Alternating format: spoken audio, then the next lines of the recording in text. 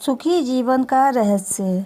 एक महान संत हुआ करते थे जो अपना स्वयं का आश्रम बनाना चाहते थे, जिसके लिए वो कई लोगों से मुलाकात करते थे। एक जगह से दूसरी जगह यात्रा के लिए जाना पड़ता था। इसी यात्रा के दौरान उनकी मुलाकात एक साधारण सी कन्या विदुषी से हुई। विदुषी ने उनका स्वागत किया और संत से कुछ समय कुटिया में रुककर आराम करने की याचना की। संत उसके मीठे व्यवहार से प्रसन्न हुए और उन्होंने उसका आग्रह स्वीकार किया। विदुषी ने संत को अपने हाथों का स्वादिष्ट भोज कराया और उनके विश्राम के लिए खटिया पर एक दरी बिछा दी और खुद फर्श टाट बिछाकर सो गई। विदुषी को सोते ही नींद आ गई।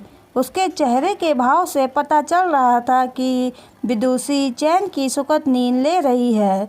उधर संत को खाट पर नींद नहीं आ रही थी। उन्हें मोटे नरम गद्दे की आदत थी जो उन्हें दान में मिला था। वो रात भर विदुषी का सोच रहे थे कि वो कैसे इस कठोर जमीन पर इतने चैन से सो सकती है।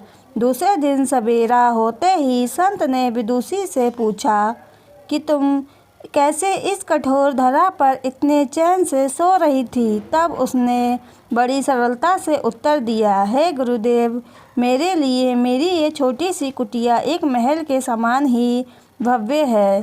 इसमें मेरे श्रम की महक है। अगर मुझे एक समय भी भोजन मिलता तो मैं खुद को भाग्यशाली मानती हूँ।